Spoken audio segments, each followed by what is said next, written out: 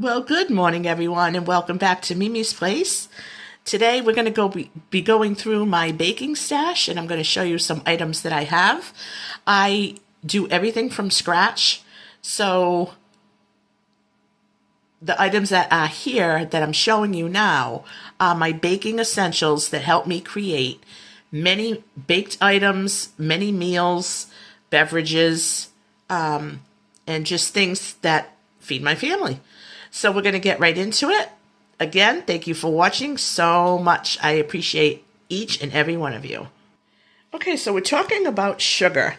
Now, sugar, I know sometimes it does get a bad rap, but listen, if you can possibly cut down your sugar consumption, but make sure that you have sugar in your home, it kind of is an essential. It is required sometimes for baking items. Even certain breads require it. If you drink coffee or tea, if you preserve fruit, you make your jellies and your jams, you're going to need sugar. Sugar acts as a preservative.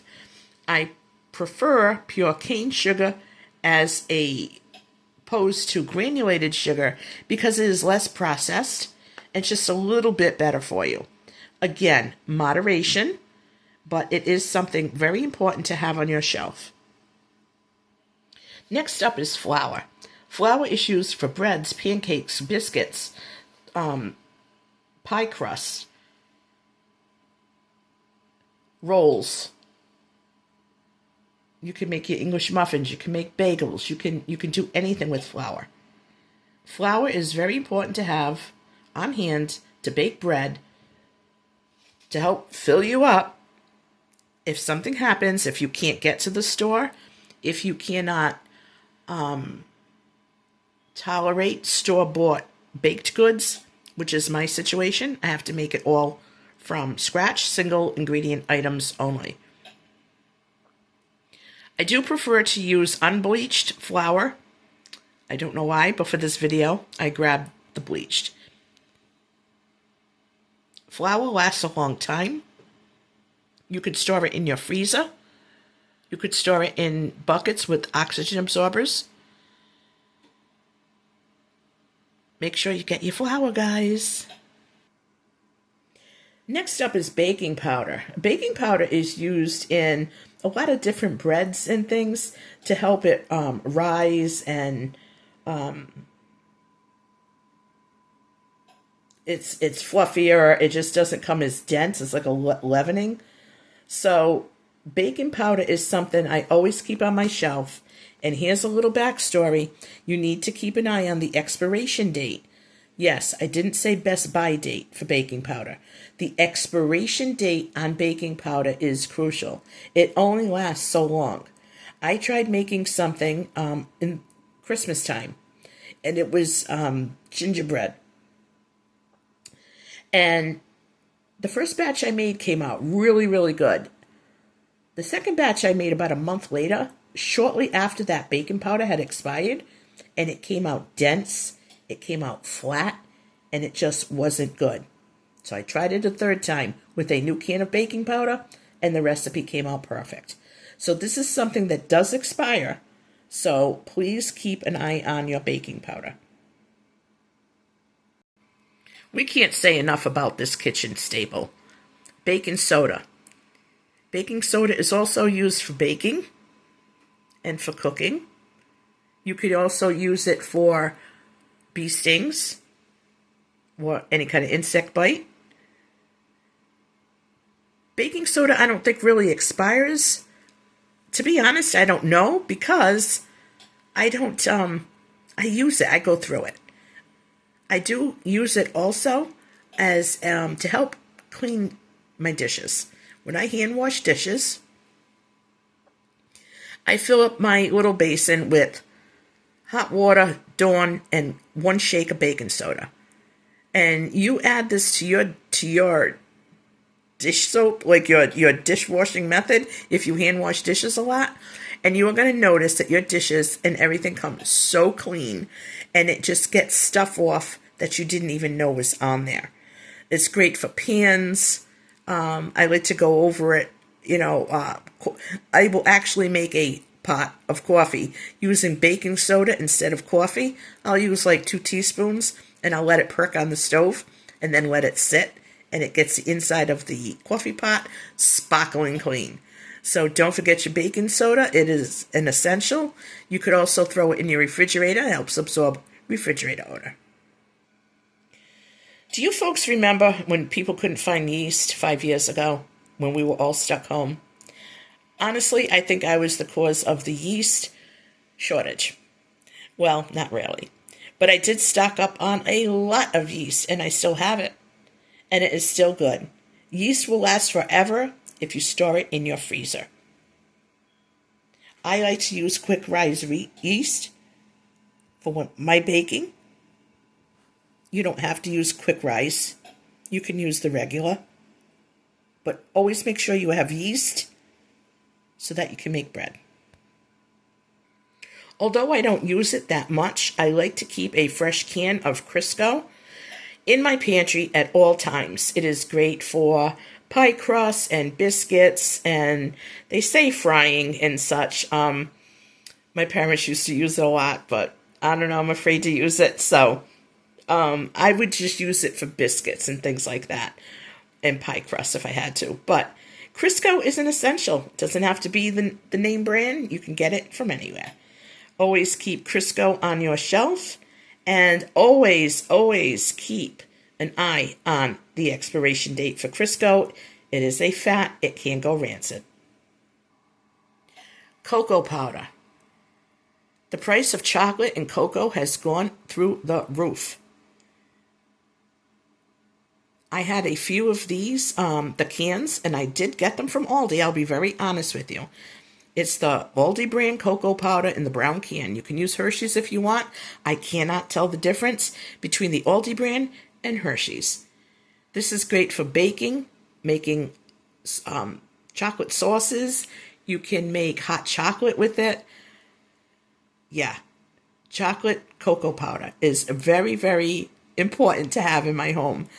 Sometimes you just want to have a little bit of chocolate. And what better way to have it than with your own cocoa powder?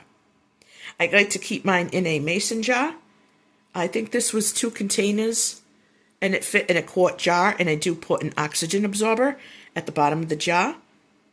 And this is going to last me forever. I like to keep evaporated milk on hand. It is good for recipes. It is good for an emergency. If you didn't have any access to milk, it's been around for generations and generations. Although I haven't used it, I'm going to have to use it up, I believe. And I use it mostly when I make pies. Like if you're making your pumpkin pie, I follow the recipe on the 1 pie can, and it calls for evaporated milk. So this is what I use. I remember my dad used to my mom and dad used to use this in their coffee. Like, they didn't use milk. They did when they got older, but growing up, it was like they would open the can with make the 2 holes, pop a hole on each side, and then my mom would pour it in a little creamer with a cover, and it would go in the refrigerator, and they used that for coffee. Yeah, wow, that just came to my mind. Anyway, I only use it when I'm making a pie or recipe that calls for it. So I like to keep evaporated milk. Fudge. That's the first thing that comes to my mind when I see sweetened condensed milk. Sweetened condensed milk can be used for so many things. You can make your own caramel sauce out of it. I like to have 1 or 2 cans on hand. Again, I like to keep an eye on the expiration date on this, as well as the Crisco and the baking powder. So keep a close eye on it. But this is great in all kinds of recipes. It is good. You can make your own creamer, coffee creamers. It's a real good staple to have in your pantry. And like I said, 1 or 2 cans. You don't need, you don't need cases of it unless you have a super large family and you go through it a lot. But I like to have sweetened condensed milk in my stash.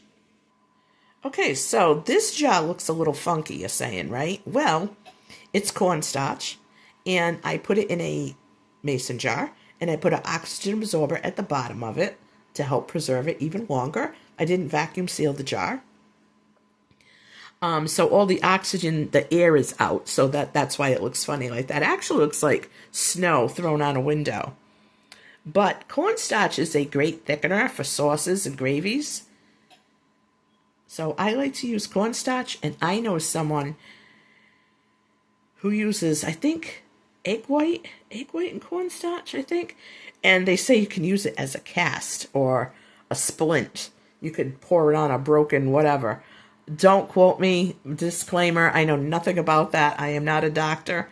I just thought it was comical, actually. Wanted to share that with you. So, yes, I like to have cornstarch.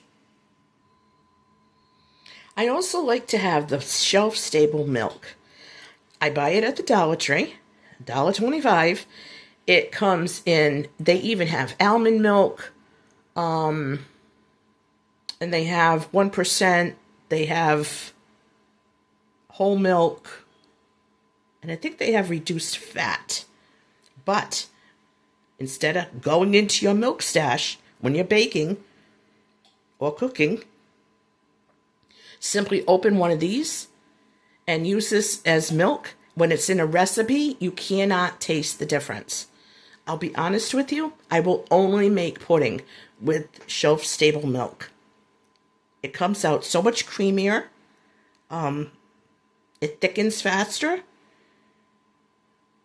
And it's a good staple to have. You can make hot chocolate in the winter with the cocoa powder and your sugar. You could flavor it a little and add it to your coffee. Have a little flavored milk.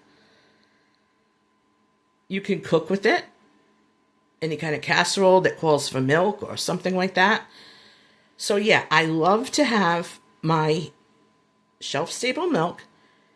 I don't stock up a whole lot like I used to. I remember throwing away about 8 quarts of this last summer. So I'm not doing that anymore. So I like to have about 4 or 5 on hand. As I use one, I replace one so that I maintain at least 4 or 5.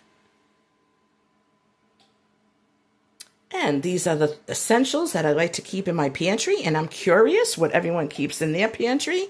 If any of these items are an essential for you. Let me know in the comments below what you keep in your baking stash. This was a fun video. Now I'm motivated. I'm going to bake today, I think. I don't know. I'll probably let you know. But thank you so much for watching, everyone. As always, you have a great day. You can leave a comment, a thumbs up. You can hit subscribe. You can share out my video. I appreciate each and every one of you. Thank you for all your support. In the last week or two, I have had tremendous growth in my channel, and I just love you guys. I appreciate you all so much. So, have a great day. I'm going to go grab some coffee. Be blessed. And if you have a spare 5 minutes, go through your baking stash and see what you got. Do you have stuff to make bread, pancake, biscuits? Can you bake a cake? All right, guys. That was a hypothetical question. All right, I will catch you guys on my next video. I love you all. Have a great day, and God bless you.